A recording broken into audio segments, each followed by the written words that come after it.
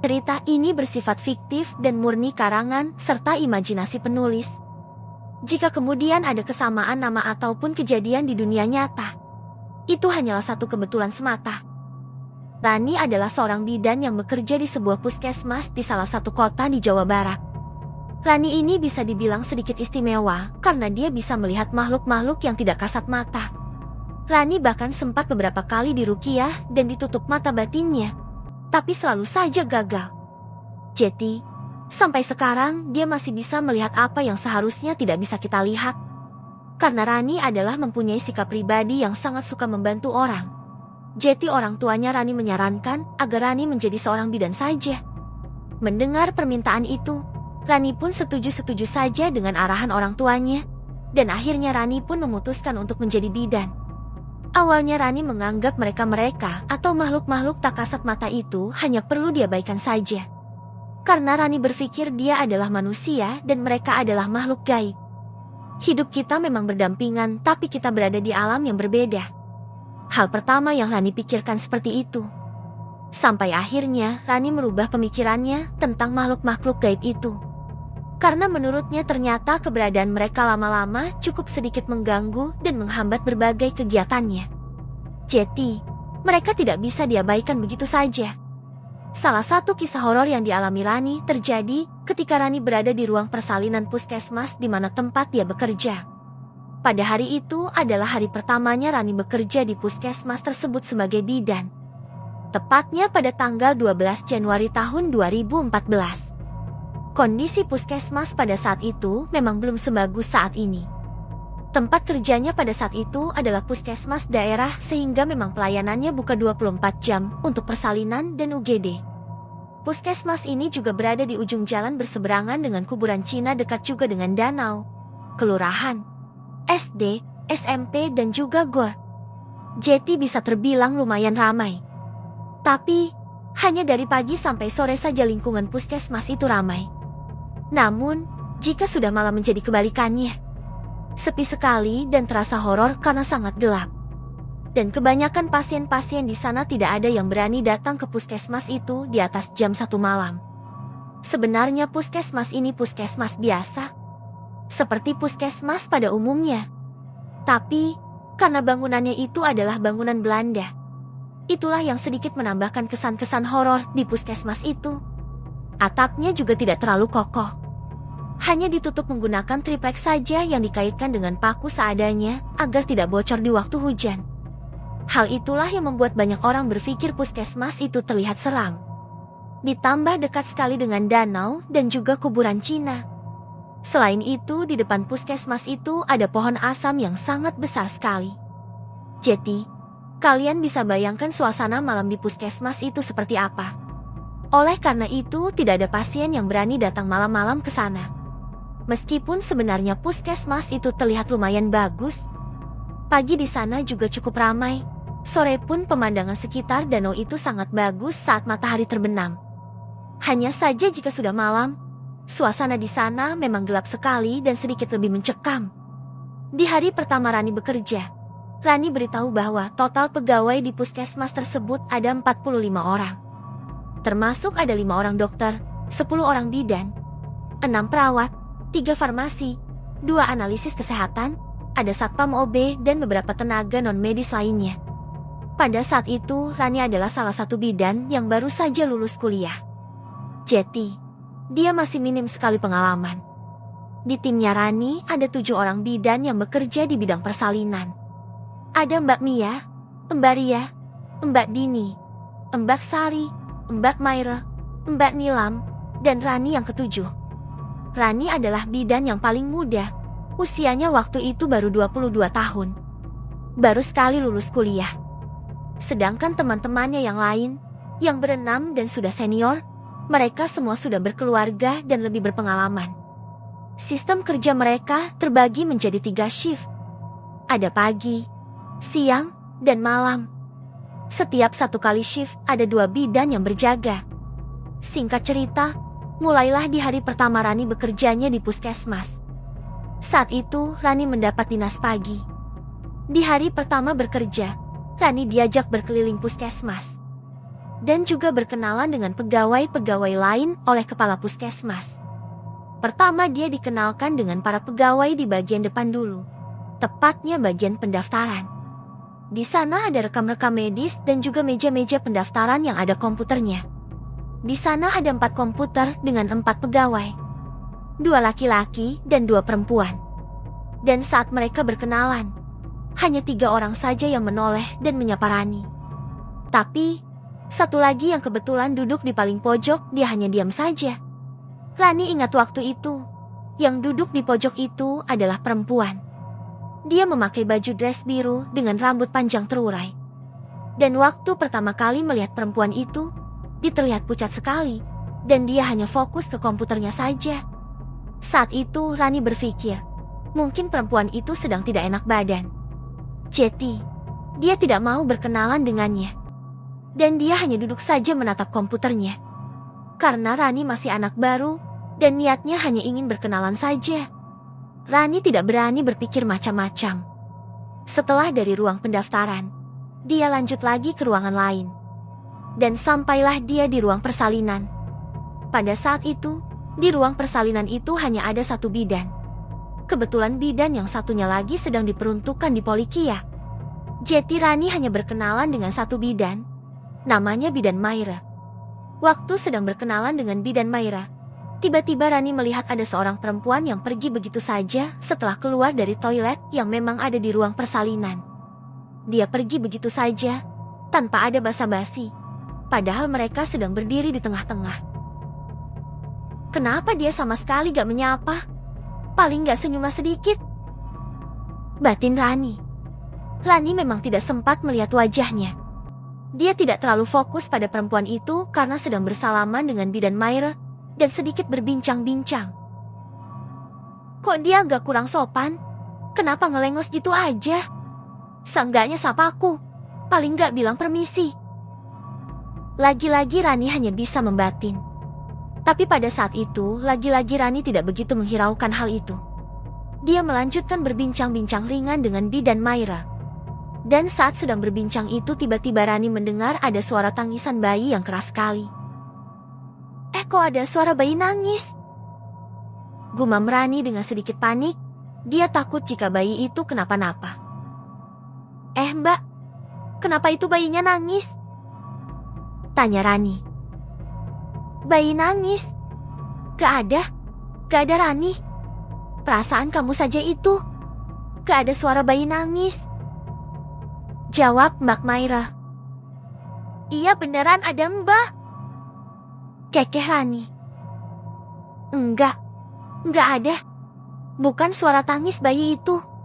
Saya gak dengar kok ada suara bayi nangis. Kamu salah dengar itu. Jawab Mbak Maira lagi. Oh iya Mbak, mungkin saya salah dengar, kata Rani. Setelah perkenalan selesai, singkat cerita, hari sudah mulai beranjak siang sekitar pukul 11 siang. Dan pada saat itu ada pasien datang. Pasien ini merupakan pasien pertama bagi Rani. Keluhan dari pasien tersebut, dia mengalami pecah ketuban sejak 3 jam yang lalu. Dan pada saat diperiksa oleh Rani, ternyata pasien itu sudah pembukaan 6. Kebetulan pasien ini juga akan melahirkan anak ketiga. Dan menurut Rani biasanya lahiran anak ketiga bisa lebih cepat karena memang sudah ada jalur lahirnya. Melihat hal itu Rani langsung buru-buru menyiapkan beberapa peralatan-peralatan yang memang dibutuhkan dan juga obat-obatan. Tapi, karena kebetulan stok obat di ruang persalinan sedang habis dan mengharuskan dia pergi ke ruang farmasi. Dan saat Rani membuka pintu ruang persalinan, dia hampir saja terpeleset di depan pintu. Kenapa nih? Gumam Rani yang masih berpegangan pada kusen pintu. Waktu Rani melihat ke bawah, di depan pintu ruangannya itu dia melihat ada banyak darah. Kok ada darah?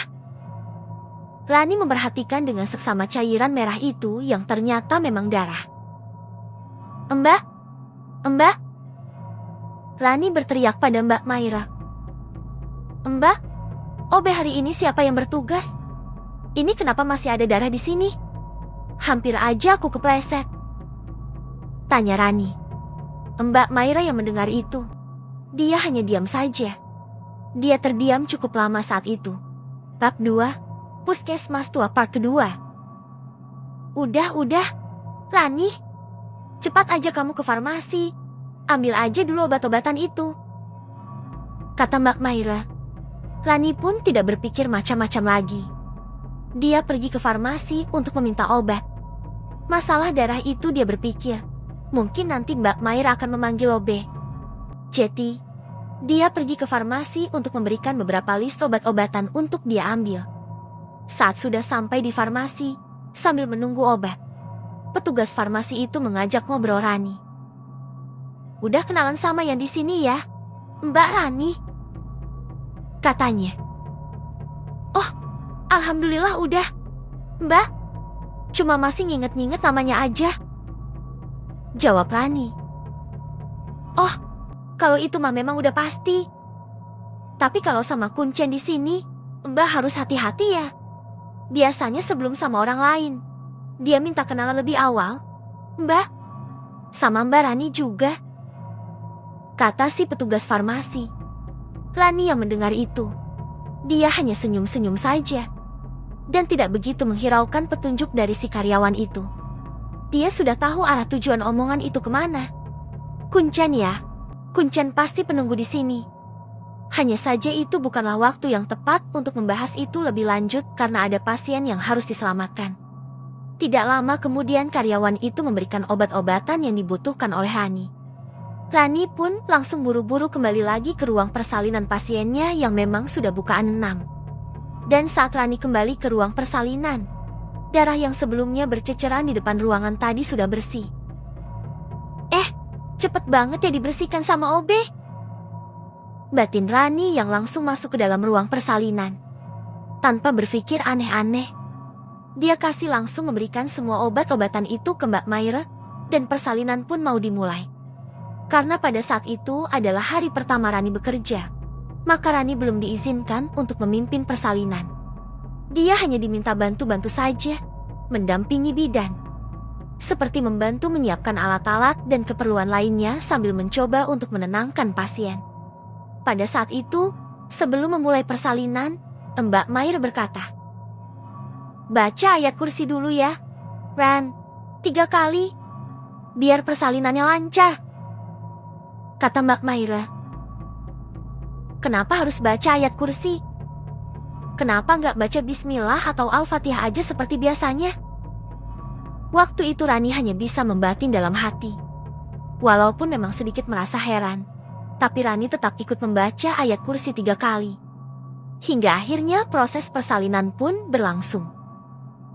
"Ayo, Bu, dorong, dorong, dorong." Rani mencoba membantu menyemangati pasien. Sampai akhirnya bayi itu berhasil terlahir dengan selamat. Namun, pada saat itu, kondisi bayi yang baru lahir ini terlilit tali pusar, sehingga menyebabkan bayi itu sedikit membiru dan tidak menangis. Dengan sigap, Mbak Maira pun langsung menggendong bayi tersebut dan mengikuti prosedur medis untuk membuat bayi itu menangis. Saat itu, Rani juga membantu memotong tali pusar, tapi tetap saja bayi itu tidak menangis-nangis. Dan hal inilah yang membuat seisi ruangan panik. Kenapa nih kok nggak nangis-nangisan bayi ini?"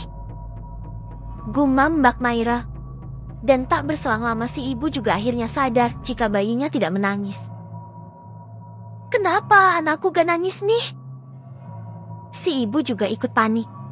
Tapi anehnya pada saat itu, Rani justru mendengar bayi itu menangis kencang sekali.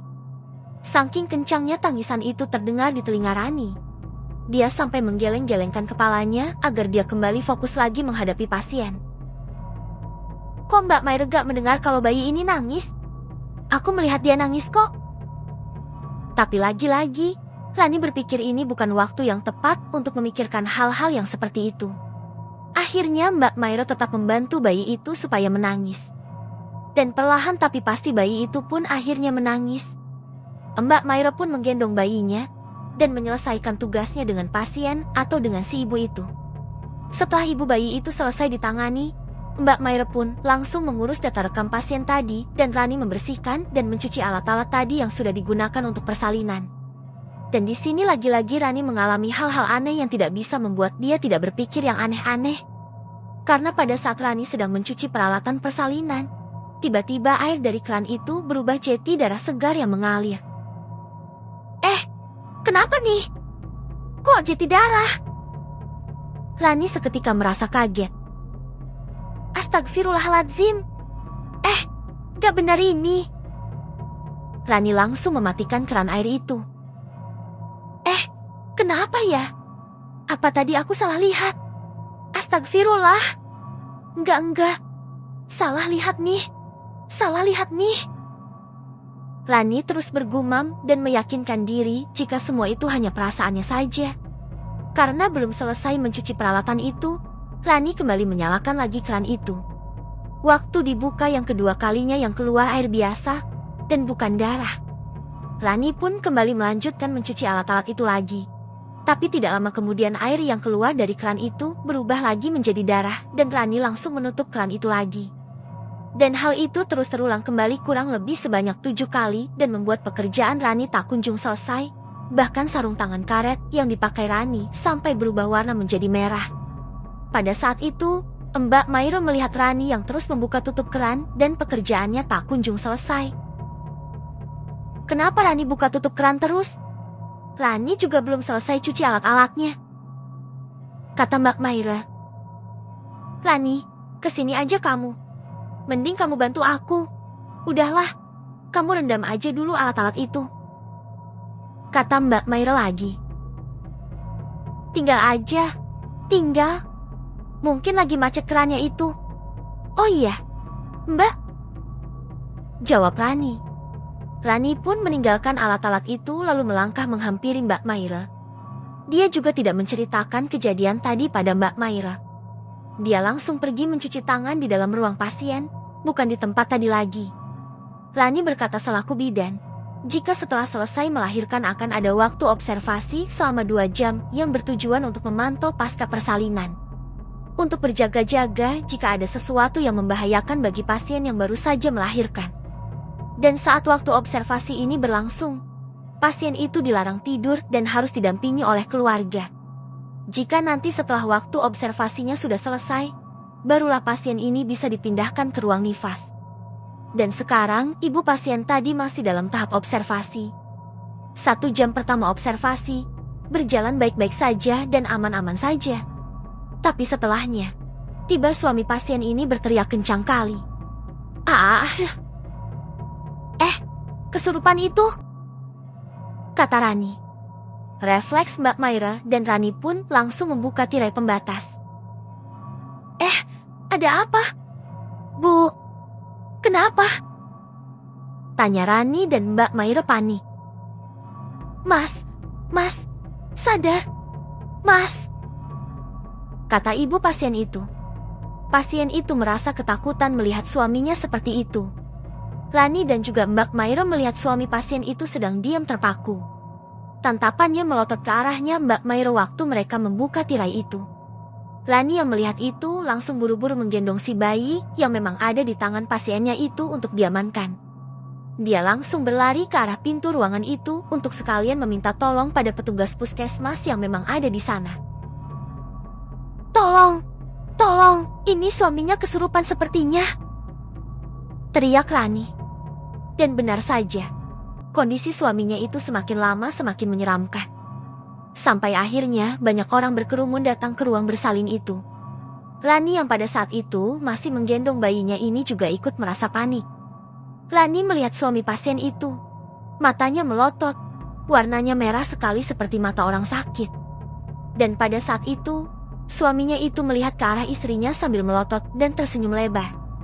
Lalu tidak lama kemudian, tangannya terangkat seolah ingin menerkam istrinya. Saat itu juga, Rani langsung berteriak. Tolong, dia mau mencelakai pasiennya. Mendengar Rani yang berkata seperti itu, si suami itu justru malah tertawa melengking. Dan suaranya mirip suara perempuan, tidak mirip suara laki-laki. Si suami pasien itu pun langsung dibaringkan paksa di sebelah bed istrinya. Dia diikat dan dipegangi oleh beberapa pegawai puskesmas. Waktu itu suasana ruang persalinan ricuh sekali karena si suami itu terus memberontak. Apalagi badan suami pasien itu memiliki postur tubuh tinggi besar. Jetty memang sedikit sulit untuk dipegang. Ditambah dia juga terus memberontak. Si istrinya juga sangat merasa ketakutan bahkan sampai menangis.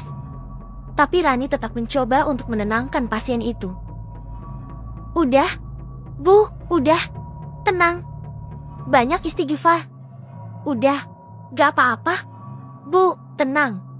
Ini semua nanti bisa kami selesaikan dengan aman, kata Rani. Suami si ibu pun dibacakan azan, dibacakan Yasin. Masih tetap saja tidak mempan. Dia masih tetap saja berontak. Sampai ada momen di mana suami si ibu itu menoleh ke arah Rani. Dia menatap ke arah dengan tatapan penuh amarah sambil berkata, "Berikan bayi itu. Harusnya bayi itu menjadi milikku. Kenapa kamu bantu dia hidup?" Suara suami si ibu itu terdengar serak. Rani yang mendengar itu langsung berbalik untuk melindungi bayi itu. Hingga akhirnya tak lama kemudian datanglah seorang ustadz datang. Dan saat itu juga ustadz itu langsung melafalkan ayat untuk ruqyah. Tapi suami pasien yang kesurupan itu justru malah menangis. Dia menangis sambil tertawa lirih. Dan suami pasien itu pun kesurupan sampai jam 10 malam. Istrinya melahirkan kurang lebih selesai jam 1 siang. Observasi 1 jam, Jetty suami pasien itu kesurupan dari jam 2 siang sampai jam 10 malam. Karena sosok itu sulit sekali untuk diminta pergi dan bolak-balik memasuki raga suami pasien itu. Bab 3, Puskesmas Tua Part ketiga. Semua pekerja puskesmas hari itu dibuat resah, terutama Rani yang hari itu adalah hari pertamanya bekerja. Apalagi dia harus melihat orang kesurupan dari siang sampai malam. Setelah kejadian kesurupan itu, Rani tidak berani pulang ke rumah. Karena dia tidak mungkin meninggalkan pasiennya begitu saja. Dia juga merasa khawatir jika sosok yang merasuki tubuh suami pasien itu mengikuti dia sampai rumah. Akhirnya Rani memutuskan untuk menginap di puskesmas karena puskesmas itu buka 24 jam. Dan ternyata tidak hanya Rani saja yang memutuskan untuk menginap di puskesmas. Para karyawan yang masuk shift pagi dan shift siang juga tidak ada berani pulang. Mereka semua juga merasa takut akan diikuti oleh sosok itu. Jetty, semuanya memutuskan untuk menginap di puskesmas ramai-ramai. Pada saat itu, barulah mbak-mbak senior seperti Mbak Maira, Mbak Nia, Mbak Ria dan Mbak Kia yang juga ikut menginap di puskesmas itu, menjelaskanlah semuanya pada Rani. Rani, sebenarnya tempat kita bekerja ini memang dikenal dengan cerita si biru yang cantik. Si biru yang cantik ini merupakan sesosok kuntilanak berbaju biru dongker dan menurut pegawai-pegawai puskesmas di sini sosok ini memang terkenal jahil sekali. Dia sering mengganggu pasien-pasien persalinan dan sosok itu suka memberi tanda jika dia sudah menemukan mangsanya. Tandanya kalian mau tahu apa? Mbak Mair mengatakan jika tandanya adalah akan muncul bercak-bercak darah di pintu ruang persalinan. Mendengar penjelasan mereka, Rani seketika merasa terkejut. Kini Rani tahu alasan Mbak Mair hanya diam saja waktu dia mengatakan melihat ceceran darah yang ternyata itu adalah pertanda jika si biru yang cantik ini baru aja mendapatkan mangsanya. Setelah itu, mbak-mbak senior itu juga menyampaikan beberapa pesan Rani. Ren, kamu jangan kaget ya sama kejadian kayak gini. Ini udah sering kali terjadi di sini dan kalau misalnya kamu melihat yang aneh-aneh lagi, langsung baca ayat kursi aja. Pokoknya jangan sampai hal yang kayak gini menghambat pekerjaan kita ya, Ren. Pasien tetap nomor 1. Apapun nanti yang terjadi tetap lakukan prosedur sesuai ajaran kita sebagai bidan ya, Ren, kata Mbak Ria. Oh iya Mbak. Rani hanya menganggukkan kepalanya mendengar pesan Mbak Ria. Setelah itu barulah Rani menceritakan kejadian-kejadian aneh yang pernah dia abaikan sebelumnya pada para seniornya. Dari situlah Rani baru paham bahwa si biru yang cantik itu sebenarnya sudah menyambut kedatangannya di tempat pendaftaran. Ternyata mbak-mbak di ruang pendaftaran yang Rani lihat depan komputer memakai baju biru dan fokus sekali pada komputernya ternyata si biru yang cantik. Dan akhirnya sejak saat itu, setelah mengetahui semuanya, Rani mulai membiasakan diri dengan gangguan-gangguan yang ada di puskesmas itu. Beberapa bulan pun berlalu. Gangguan di puskesmas itu juga masih terus ada. Walaupun memang tidak se-ekstrim seperti pertama kali dia bekerja. Sosok itu memang seringkali jahil. Dia sering memainkan tempat sampah medis dan suka memainkan tirai di ruang persalinan. Walaupun itu cukup mengganggu, tapi ya sudahlah. Rani mencoba untuk tidak menghiraukannya saja. Dia hanya bisa berdoa dan tawakal saja. Dia pasrahkan semuanya pada Allah. Sampai pada suatu ketika, tepatnya pada pagi hari di bulan Agustus, Jumat, Kliwon. Rani ingat sekali, waktu itu dia sedang membantu di pelayanan pendaftaran. Karena memang sedang banyak sekali pasien waktu itu. Ditambah lagi, pelayanan waktu itu hanya buka sampai jam 11 saja karena terpotong oleh syarat Jumat. Itulah alasan Rani bantu-bantu untuk memanggil nama pasien. Dari nomor antrian 1 sampai 32, aman-aman saja. Sampailah ketika Rani memanggil antrian nomor ke-33. Antrian nomor ke-33. Setelah mengatakan itu, Rani langsung mendapat tepukan dari petugas pendaftaran. Kamu jangan panggil nomor antrian 33. Rani, udah lewatin. Panggil aja urutan berikutnya. Ucap petugas pendaftaran itu dengan raut wajah panik. Aduh, aku lupa kasih tahu kamu. Jangan panggil nomor antrian ke-33. Ucap petugas pendaftaran itu lagi. Iya maaf. Mbak, nomor antrian ke-34. Rani melanjutkan memanggil nomor antrian dengan jantung yang berdebar. Wah, ada yang gak beres nih, batin Rani. Dan tak lama setelah dia memanggil nomor antrian 34, Rani tiba-tiba mendengar dengan jelas tepat di telinga kirinya. Tadi NOMOR kau kok gak dipanggil? Aku udah lama antri. Pada saat itu Rani merasa suaranya terdengar jelas sekali. Jelas dan begitu mengganggu sampai gendang telinganya terasa mau pecah. Refleks Rani menjatuhkan mic yang dia pegang. Dan langsung pingsan saat itu juga. Kalian kebayangkan seperti apa suaranya waktu itu sampai-sampai membuat Rani langsung pingsan. Saat itu juga Rani langsung dibawa ke ruang istirahat bidan. Dan pada saat Rani terbangun, barulah di situ Rani diberitahu oleh Mbak Sari yang memang kepala ruang persalinan. Rani, kalau nomor antrian berjumlah lebih dari 32, maka kamu tidak diperbolehkan menyebut nomor ke-33. Langsung dilewatin aja ke nomor 34. Ya, maaf. Kami lupa kasih tahu sama kamu. Karena jika sampai kamu menyebut nomor 33, maka akan ada kejadian kayak yang barusan kamu alami ini. Tapi untungnya, Rani, kamu itu termasuk orang yang kuat. Loh, karena kamu cuma pingsan. Karena biasanya pegawai-pegawai puskesmas yang lain, jika sampai terucap nomor 33, maka yang menyebutkannya itu akan kesurupan.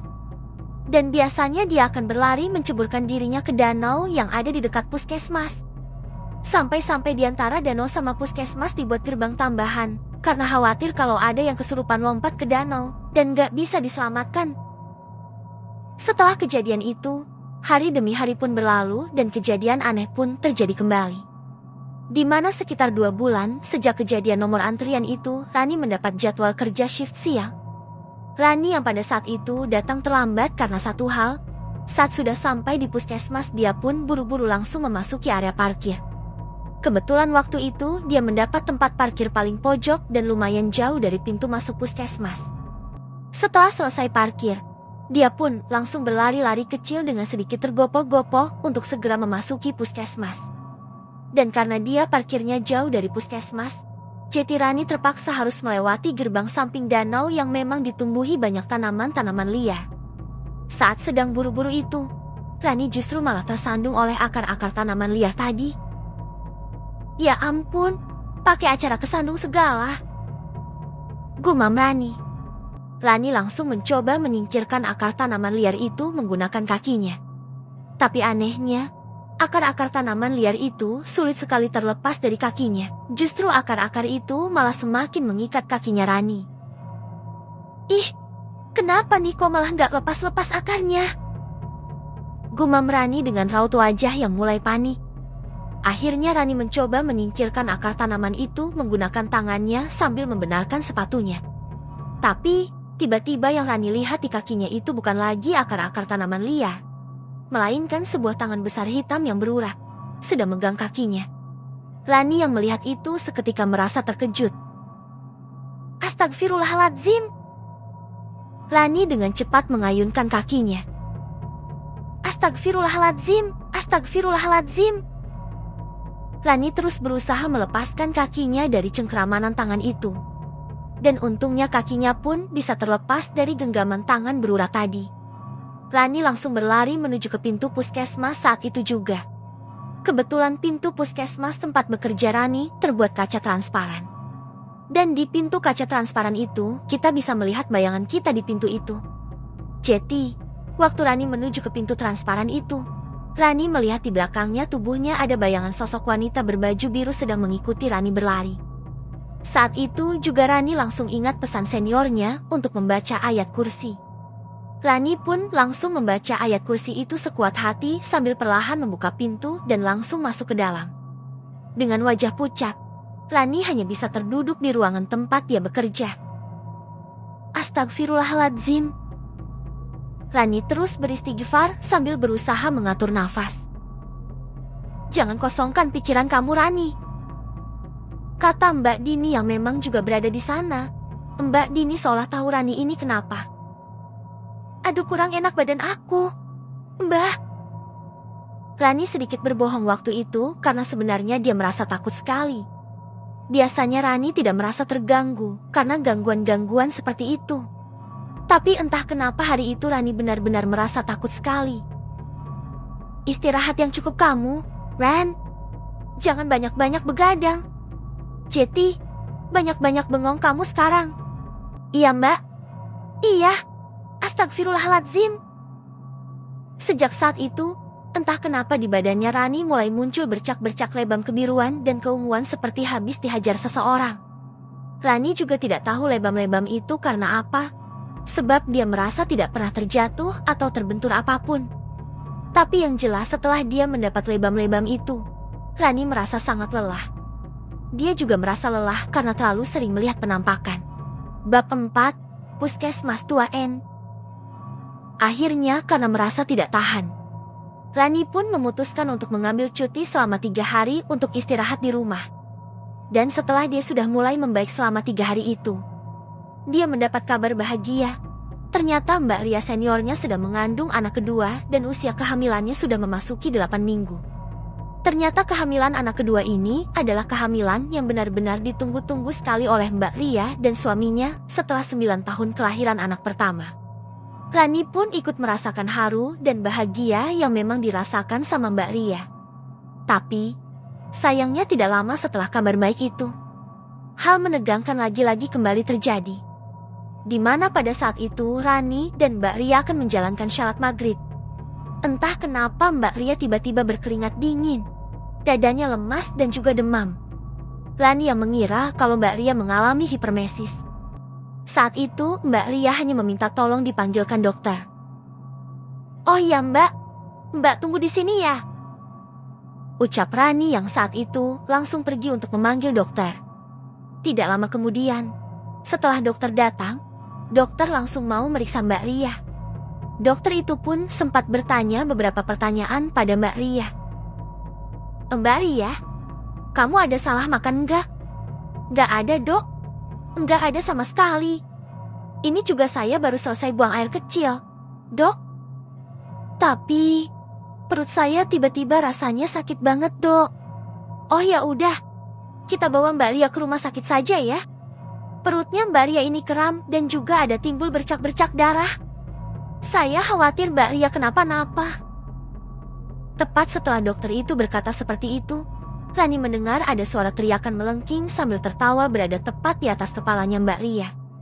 Karena suara teriakan itu, Rani sampai tidak berani menoleh ke atas kepala Mbak Ria saking takutnya. Tapi yang jelas waktu itu, Rani melihat dari sudut matanya ada rambut yang tiba-tiba datang entah dari mana. Rambut itu berada di atas kepala Mbak Ria dan menjuntai ke bawah sampai menutupi wajahnya Mbak Ria. Dan sosok yang berada di atas kepalanya Mbak Ria, tangannya memiliki kuku-kuku panjang berwarna hitam seperti sedang mengikat perutnya Mbak Ria. Ya Allah, Lani yang melihat itu sudah tidak bisa memanggil siapa-siapa lagi. Lani dibuat membeku saat itu juga. Ingin berbicara mulutnya seolah terkunci, tidak bisa berkata apa-apa. Beruntung di saat Rani sedang membeku itu, ada seseorang yang menepuk punggung Rani. "Hei, Ren, cepat panggil ambulans." Dia pun langsung keluar untuk memanggil ambulans sambil merasa ketakutan. Setelah semuanya siap, mereka pun berangkat ke rumah sakit. Di ambulans, Lani lah yang menemani Mbak Ria.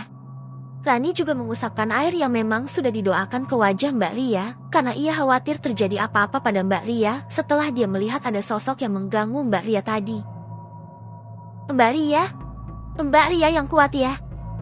Kita udah di jalan ke rumah sakit, Mbak. Aku juga udah menghubungi suami Mbak. Lani terus berusaha menenangkan Mbak Ria. Mbak Ria hanya mengangguk saja saat itu. Sesampainya di rumah sakit, Mbak Ria langsung mendapat penanganan.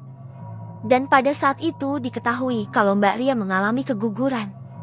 Sesaat setelah Rani mengetahui bahwa Mbak Ria mengalami keguguran, di bawah ranjang pasien Mbak Ria, Lani kembali melihat sosok si biru yang cantik sedang mengunyah sesuatu menggunakan tangan kirinya, lalu tangan kanannya memegang bayi kecil. Astagfirullah, astagfirullah. Rani terus beristighfar dalam hati. Waktu Rani melihat itu dia merasa sedih sekali, namun dia tidak bisa berbuat apa-apa.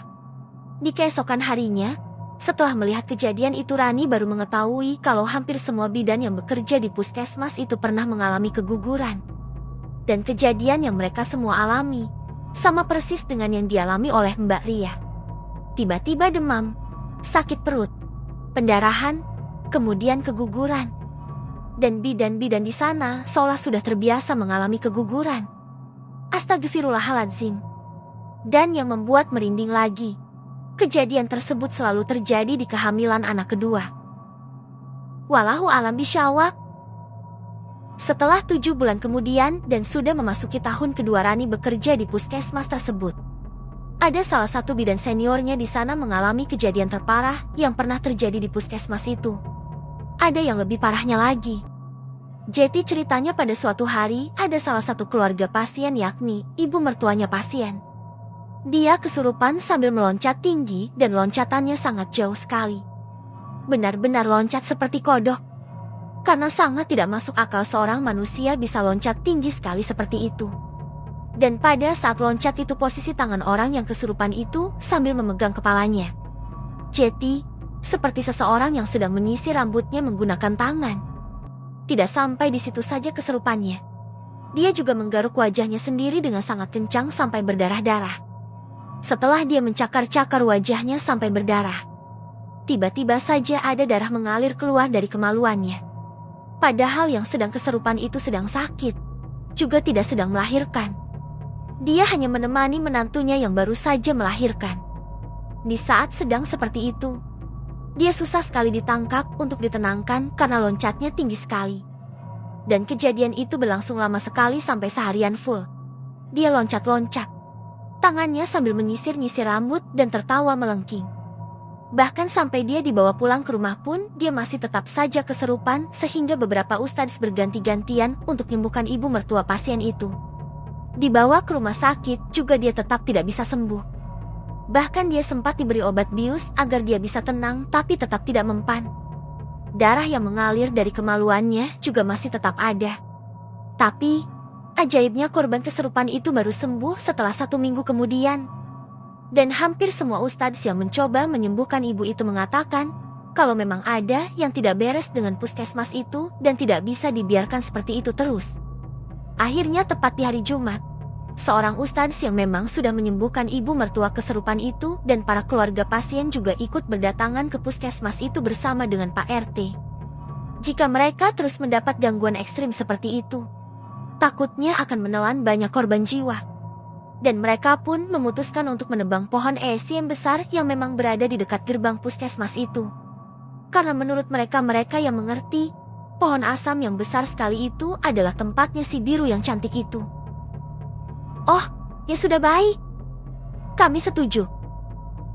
Para pegawai puskesmas pun menyetujui permintaan itu, lalu para pegawai puskesmas pun diminta untuk mengosongkan area puskesmas.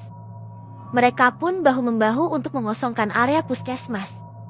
Setelah dikosongkan, semua area puskesmas itu sempat disiram menggunakan air doa dan juga dibacakan ayat-ayat suci Al-Quran oleh beberapa santri-santri yang ada di sana, murid-muridnya Pak Ustadz tadi. Dan saat proses pembersihan ini dilakukan, sempat terjadi kesurupan massal. Sampai-sampai warga sekitar pun ikut turun tangan dan ikut berkumpul untuk mengaji bersama. Bahkan pelayanan puskesmas waktu itu juga ditutup sementara. Dan di hari yang sama, setelah doa bersama itu selesai, di hari itu juga ditentukan untuk menebang pohon asam itu. Namun, anehnya, pasti sudah bisa kalian tebak. Pohon asam itu sulit sekali untuk ditebang. Kulit pohon ESM itu sangat keras sekali. Sampai akhirnya Pak RT berinisiatif untuk menggali tanah di sekitar akar pohon terlebih dulu, supaya gampang menembangnya. Tapi pada saat menggali tanah di area akar pohon, betapa terkejutnya orang-orang yang ada di sana ketika kurang lebih di kedalaman 3 meter mereka menemukan tulang belulang manusia, di mana terdapat 2 tengkorak yang masih utuh dan terikat di akar pohon itu. Dan terlihat juga tengkorak itu yang satu ukurannya besar dan yang satunya lagi berukuran kecil. Mereka yang menyaksikan itu pun langsung berasumsi kalau tengkorak tersebut adalah milik seorang ibu dan bayi. Atau korban yang dikubur di sana kemungkinan adalah ibu dan bayi. Bisa juga korban yang dikubur sana kemungkinan adalah wanita yang sedang hamil besar. Penemuan tengkorak itu pun membuat geger warga sekitar. Bahkan sampai masuk siaran berita di TV dan juga koran. Tengkorak itu pun sebenarnya sempat diperiksa dan diambil sampel DNA-nya. Kemudian diketahui dari tes DNA yang dilakukan, bahwa tulang belulang tersebut milik seorang wanita yang meninggal kurang lebih sekitar 10 tahun yang lalu dengan kondisi tengkoraknya yang memang sudah retak dan tulang kemaluannya itu sudah patah. Jadi, diperkirakan bahwa korban meninggal tersebut sudah dianiaya dan diperkosa terlebih dulu sebelum akhirnya dia meninggal. Kemungkinan besar korban tersebut adalah sosok berbaju biru dongker yang memang sering mengganggu pegawai maupun pasien di puskesmas itu. Akhirnya setelah kejadian tersebut diadakanlah doa bersama dan ruqyah massal pada ruangan-ruangan di puskesmas tersebut supaya tidak terjadi lagi mara bahaya dan hal-hal aneh lainnya. Sampai saat ini membaca ayat kursi sebelum tindakan pada pasien melahirkan selalu dijadikan tradisi atau kebiasaan dengan tujuan untuk meminta kelancaran pada Allah SWT. Kabarnya kata Rani, Mbak Kia yang juga sempat kemarin keguguran, sekarang sudah dikaruniai anak kedua. Sekarang Rani juga masih berprofesi sebagai bidan, hanya saja tidak bekerja di puskesmas itu lagi. Karena terlalu jauh dari rumahnya. Kata Rani, puskesmas itu juga masih beroperasi sampai sekarang. Demikian cerita horor Puskesmas Tua. Nantikan cerita lainnya lagi di Narasi Creepy.